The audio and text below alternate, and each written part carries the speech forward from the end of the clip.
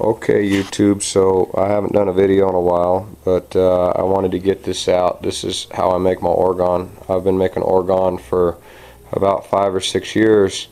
I'm still a student. I'm still learning all the time, so you take what I say with a grain of salt. This is just to try to help people out, so that way they understand, how I make my Orgone, and then they can do their own thing from there if they choose. But I call this Orgone Black Iron, and I've made a lot of chem busters and pyramids and tower busters and just all kinds of stuff. I like using powders because you can get a lot more into the resin, and that basically creates a stronger device because the clear areas, they really don't have anything in them, so it's just wasted space. So I like to maximize my space. So but basically I use just some basic stuff here for my Orgone. I just use boat resin. It's just general purpose resin is all it is. It's basically polyester or fiberglass, same thing. You can get DuPont at Walmart. It's like $40 for a gallon, but it works just the same. I get this stuff on eBay, and I don't know, I just try to get the best deal I can. You can get clear, you can get general. The clear is a little more, so if you're making like pyramids or whatever, you get that. But for just what I'm using, it's fine.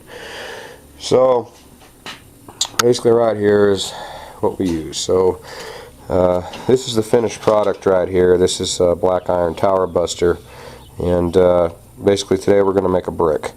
We'll make some tower busters because that's what we're doing. So anyway, this is what you want to use. You want to use this Black Iron FE304. I get it on eBay from this Alpha Chemicals gentleman. So anyway, this is 10 pounds. And then I use silica, which is sand, which is quartz crystals crushed. So it already does all the work for you, which is awesome. Saves you a lot of time. This is the sand I use right here. You can get this at Home Depot. Quick, great, fine sand. Works fine. It's just perfect. So I just run with that.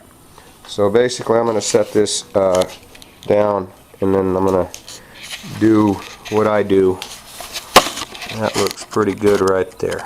So here goes nothing. So this is the Black Iron powder. So there's no exact. I just pour a bunch of it in there. A whole bunch. Can't go wrong with too much powder. So that's quite a bit right there. So that's good. I already poured the fiberglass into this bucket. So basically, I just fill it up about a little bit less than halfway, because it's going to fill up the rest of the way with product. So with the iron and the sand. So I recommend about a little bit less than halfway on whatever the size is. I got this for $1 at the dollar store. This yellow bucket right here. Hopefully you can see that. So anyway, just mix this up really good. Let me grab the camera so you can see what I'm doing here. So here it is, right here. So you just mix this up really good. It'll wear you out. You don't want to get this stuff on you, and you should wear gloves, and you don't want to get it in your eyes or anything because it's nasty. I've been doing this for a while, so I'm really comfortable with it. I used to wear gloves and everything, and I still should, but I don't have any right now, so I'm just making it work with what I got. But don't do this. If you're going to make it, buy some gloves and buy a face mask too, because you don't want to get this stuff in your eyes or like in your face or anything. You just get like one of those respirator things, this cheap mask with some glasses and then with some gloves, and you'll be real good.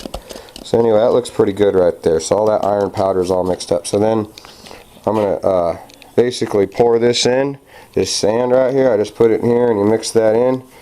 And so basically what I do is I need 2 hands, because that's how I make my stuff. So I'm going to set this down, but you get the idea. You keep mixing it like that. Let me go ahead and set this down. Oh, that looks pretty good. So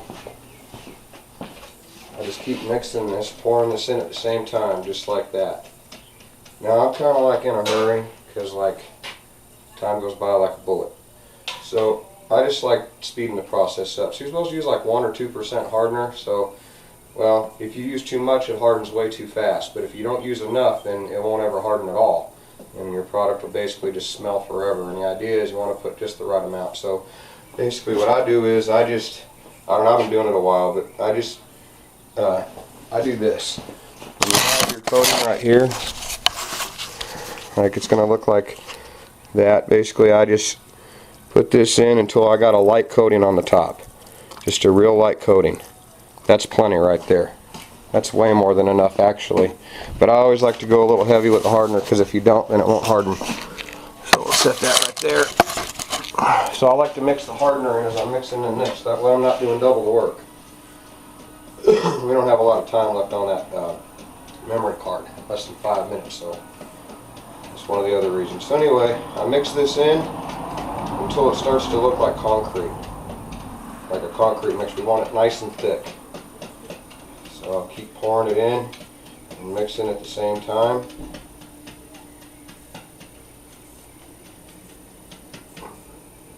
That's still too thin. So let me get some more sand.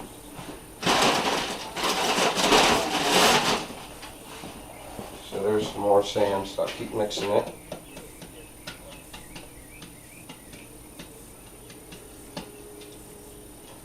Don't breathe the stuff in, always hold it low, as low as you can. I use this cart because I don't have to bend over, it's just the perfect height and it works. So you want this to cure in the sun, but you don't want it to cure as you're pouring it, because this stuff can set up pretty fast depending on the temperature. Right now it's about 80 plus degrees out, so that's pretty warm. That's looking pretty good. I can thicken it up slightly.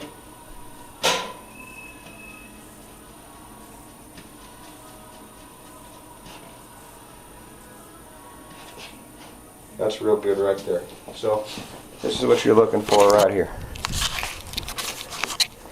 You're looking for this mixture with it just like that. That's about perfect, and I've already applied the hardener, so now it's ready to go. So now what I do is, welcome to my workbench. Say hello to my dog. Hi buddy, say hello. He's a good boy. Alright, so right here is what we're working with, is this brick. So we take this PAM.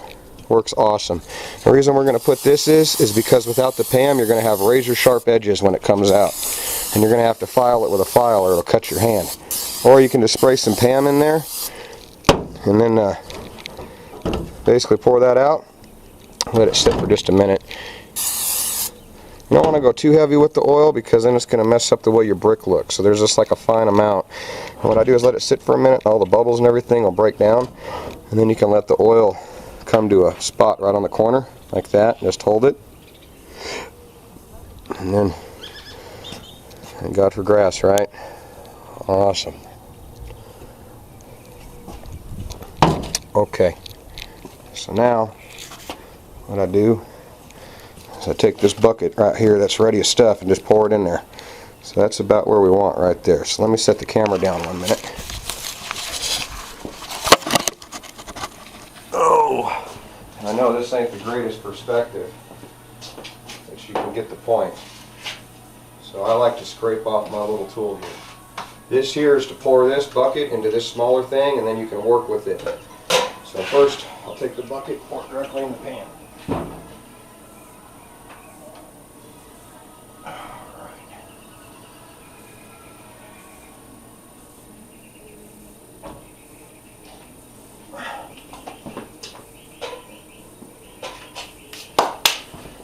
Now, what we do is, got less than a minute left, but that's just fine.